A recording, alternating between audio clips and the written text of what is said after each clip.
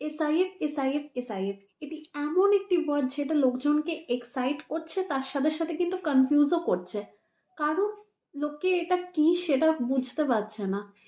আজকে এই ভিডিওর মাধ্যমে আমি আপনাদেরকে খুব সহজ একটি ভাষায় বোঝাবো।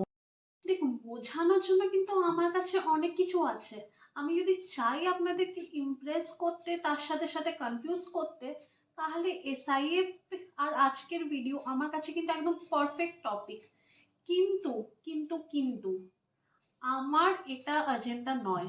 আমার এজেন্ডা হলো আপনাদেরকে প্রপার ভাবে বোঝানো, আর যাতে আপনাদের হেল্প হোক। চলুন তাহলে এবার বোঝা যাক। এসআইএফ অর্থাৎ স্পেসিফাইড ইনভেস্টমেন্ট ফান্ড একটি নতুন ক্যাটাগরি হিসেবে লঞ্চ হয়েছে, যেটা পিএমএস আর মিউচুয়াল ফান্ডের মাঝামাঝি। মাঝামাঝি কেন বলছি সেটা বলি শুনুন।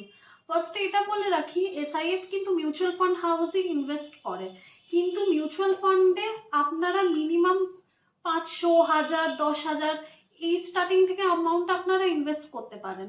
আর পিএমএস এ আপনারা মিনিমাম 50 লাখ ইনভেস্ট করতেই হবে, ওটা আপনাদেরকে করতেই হবে। কিন্তু ওই এসআইএফ এর ক্ষেত্রে মিনিমাম ইনভেস্টমেন্ট 10 লাখ লাগে। এবার এটা ট্যাক্সেশনের ব্যাপারে বুঝি চলুন। যখনই কোনো নতুন জিনিস আসে, সবার ক্ষেত্রে এইটাই মাথায় আসে যে এটার ট্যাক্স রেট কত হবে, কত সরকারকে ট্যাক্স দিতে হবে। এই ক্ষেত্রে এসআইএফ এর ট্যাক্সেশন পুরোপুরি মিউচুয়াল ফান্ডের মতোই ক্যালকুলেট হবে। মিউচুয়াল ফান্ডে যেমন ডেপ্ট ইকুইটি যেমন ট্যাক্স রেট হয়, এই ক্ষেত্রেও কিন্তু সেম ট্যাক্সেশনই হবে, কোনো রকম কিন্তু কোনো চেঞ্জেস নেই।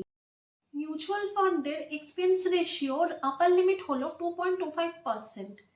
এটাই কিন্তু এই এসআইএফ এর ক্ষেত্রেও আপার লিমিট হিসেবেই চার্জেবল হবে।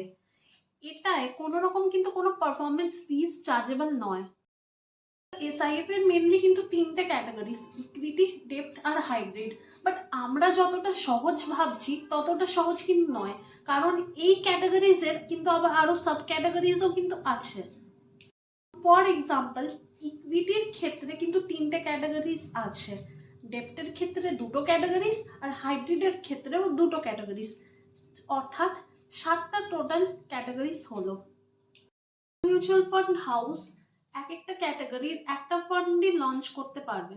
মানেটা হলো একটা মিউচুয়াল ফান্ড হাউসের কাছে এসআইএফ এর নামে 7টা এসআইএফ থাকবে, এটা কিন্তু একটা রুল।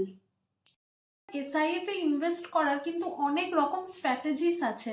তোমরা যদি চাও তাহলে আমি পরের ভিডিওতে এসআইএফ এ ইনভেস্ট করার যে স্ট্র্যাটেজিসগুলো আছে সেগুলো নিয়ে ডিসকাস করব।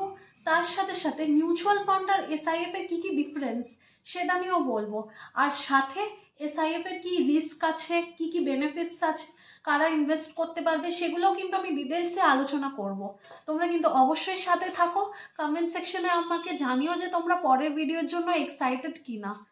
Thank you so much.